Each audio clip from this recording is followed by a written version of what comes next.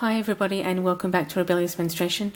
This video is a result of somebody of a cloth pad tag, which was the question was, can minky cause a yeast infection? And so this Q&A is about yeast infections and what type of fabric, if any, causes yeast infections. Let's just start with a quick overview, I guess. Candida albicans causes most yeast infections, and symptoms can be intense itching, burning, and chunky cottage cheese-like vaginal discharge. The causes of candidus can be a variety of issues, including remaining in non-breathable clothing such as workout leggings, single-use products and/or tampons, diet, and using douches and/or hygiene washes and antibiotics. Candida albicans is naturally occurring yeast in the vagina, and an infection is when there is an overgrowth of this yeast. The vulva and vaginal ecosystem is delicate but self-cleaning and mostly self-maintaining. So anything that affects the balance of bacteria that keeps the yeast levels in check allows this imbalance and overgrowth to occur. The top issues that cause an imbalance are antibiotics, which essentially kill anything indiscriminately, remaining in wet or sweaty bathers and or gym clothes, scented or scents and chemicals in body and shower products and laundry detergents, high estrogen levels, particularly those associated with oral contraceptives, estrogen therapy or pregnancy, douching with vinegar water or feminine hygiene washes, diabetes, lube and spermicides, and finally, wearing nylon and or synthetic fibers for extended periods of time.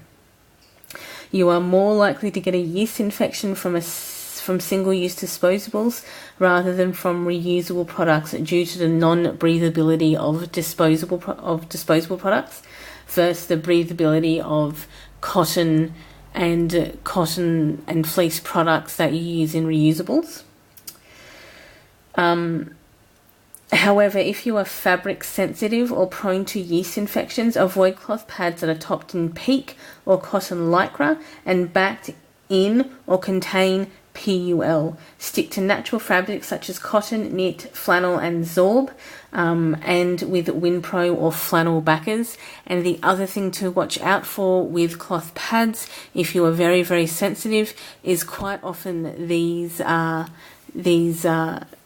is a nylon stitching, so you may be able to contact makers and they may be able to use cotton for their stitching, and also be aware that these cam snaps are generally plastic, so you might need to get these snaps done in metal. So this here is usually a polyester thread. To prevent yeast infections, wear natural fibres such as cotton, change out of bathers and gym gear ASAP, or just like obviously after you go to the gym, have your shower and change out of those fabrics, or after you go to the beach, as soon as you can, change out of those wet bathers. Never douche or use feminine hygiene washes. You do not smell, there is nothing wrong with you, and your vagina cleans itself. I will repeat this as many times as I have to make women understand that you have been gaslighted. It is a lie. Do not use douches. There is nothing wrong with your vagina. Do not buy scented sprays, perfumes, fragrances or dyes in any intimate products. So that means do not use toilet paper, tampons, pads, soap, bubble bath, lotions, laundry detergents or fabric softeners which contain any scents or perfumes, fragrances or dyes, because this also another way to prevent it is to practice good hygiene as well. Keep in mind that your vagina is self-cleaning. I can never repeat this enough. Really, I can't.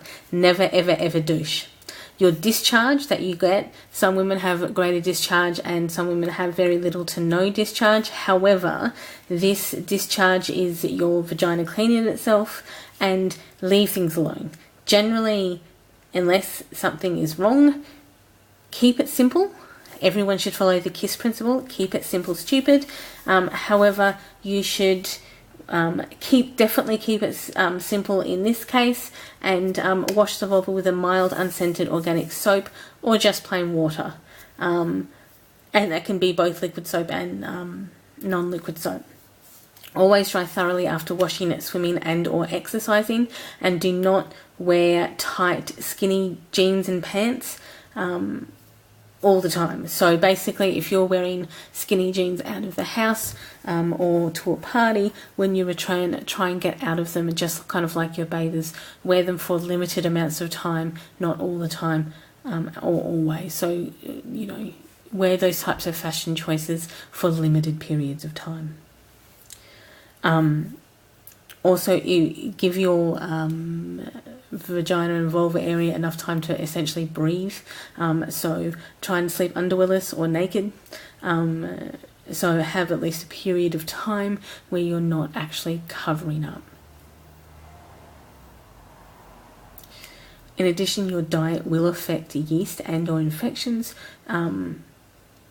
So either in kickstarting an infection or in preventing an infection. Also your food and diet can have a nil or neutral effect. Bad things include sugar, sugary foods, alcohol, high yeast foods and alcohol. And preventatives include low yeast diets and yogurt, as well as high fiber and balanced diets.